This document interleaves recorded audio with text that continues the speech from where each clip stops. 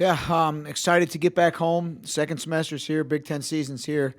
We're excited to get this thing going.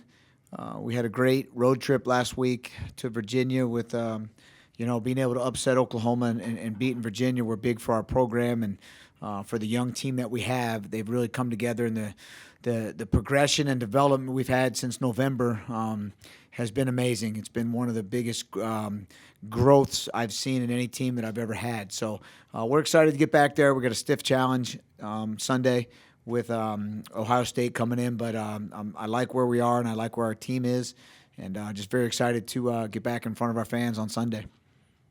Questions? Coach, you got to go. I apologize, but Big Ten schedule Sunday. What does that mean to this group starting out at home, and what do you see from Ohio State? Yeah, well, first thing, Ohio State's very, very good. They have 10 solid guys up and down the lineup, and they've lost one match. They're a top 6 team, I think, right now, and it's going to be a very tough challenge. But if you're going to upset somebody, it's going to be in your house, and our guys don't see numbers or anything like that in front of names or teams. They're going to be there. They're going to be fighting, and we need a couple of our young guys to step up and upset some guys for us to have a chance to win this dual meet.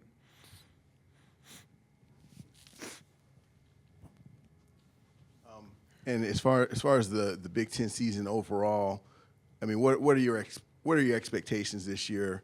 For just conference play. Well, our expectations are the same every year. We want to win every match.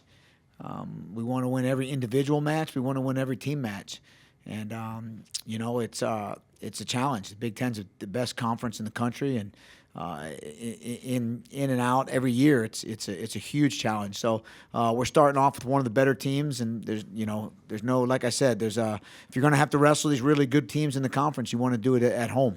And Ohio State presents a huge challenge for us, and their guys are good, and we're excited to get home and get after it.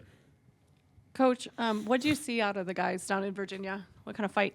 Well, it's amazing. Max Mather upsets a top 10 ranked guy in the country from Virginia. He's been on a roll lately. Shane Legal won Midlands, and he's wrestling unbelievably well right now. Joe Zargo gets a fall. So Eric Barnett is really starting to round into form, and of course our steady horse DJ Hamidi is majoring or bonusing everybody he wrestles. So our 5 guys are really, really performing. It's one of those other 5 that we really need to step up in this dual meet to do well. If we want to win some matches in the Big Ten. So our guys are, we've had a great workout today. Their spirits are high. The road trip was great. The weather was great. It couldn't have gone any better. We came home injury-free, which is even the most important. So we're ready. Second half of the season's here. Big Ten season's here. This is where you make it or break it. Those guys that aren't ranked, do you have to cultivate an upset mindset where you go out and you're fighting for that? That's your kind of state of being, and how do you do that? Yeah, I don't know if we talk about the upset culture as much as it's just been our culture to do it for the team. No matter if you're expected to win, then you're expected to get bonus points. If you're not favored in the match, you're expected to go out there and find a way to do something for your team. It's pretty unique in wrestling. We have 10 guys out there. Everybody has 10% to do, and that's always our mindset is go do your 10%. If everybody does their 10%, the team will be just fine. Chris, you touched on how young this team is. I think I counted eligibility-wise maybe 20 freshmen, sophomores, really young group. One, is this as young of a group as you've had here? And, sometimes youth can work to your advantage maybe a little bit, and sometimes obviously there's some challenges with it. Where does this group lie, and what kind of stands out to you about just how they've approached things? Yeah, not only are they young, but our starting lineup is inexperienced. Out of the 10 guys, there's only 3 guys that have had experience in being a full-time starter. So when you look at it like that, we got 20 freshmen and sophomore, you said, and 7 out of the 10 guys have never really been a starter for the whole year. So it's it's been amazing. And we saw that in November and early December. We saw a team that was very, very inexperienced. Now we're in the middle of January, and these guys are beating top ranked guys, top 10 ranked guys in the country. So they're starting to come into their own now. The growth is, like I said, has been amazing from guys that have never started before to the same guy beating top 10 guys in the country. So I'm excited to see how much more we can grow between January and March, and pick off a few guys along the way. And then get ready for that postseason. But it will help us down the run. We are set up for the future for the next 2, 3, 5 years with the kids we have redshirting and the kids that are in the lineup that are young right now. And we're very excited about what's in the stable, what guys we have holding back, and we're very excited about this team that we're putting out right now.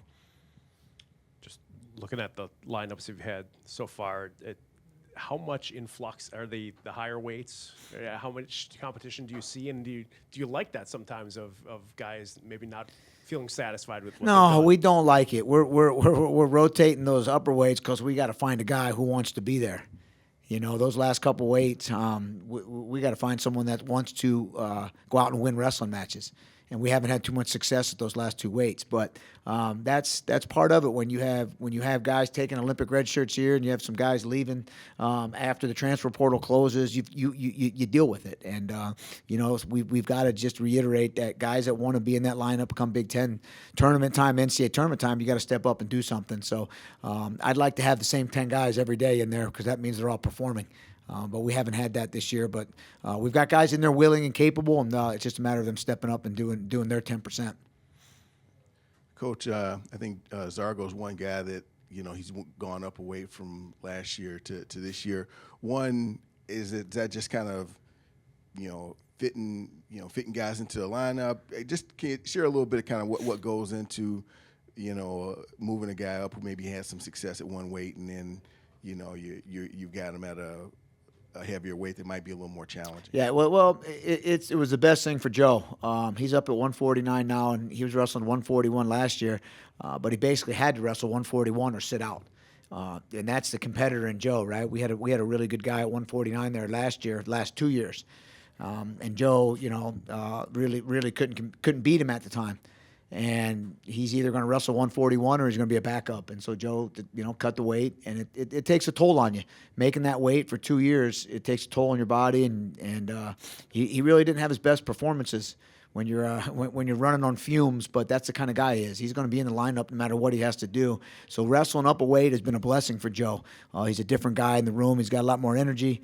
He's got a lot more energy when he's competing, and he's a lot stronger. And this is Joe's natural weight. This is where he should have been, for the last couple of years. And he's going to be just fine.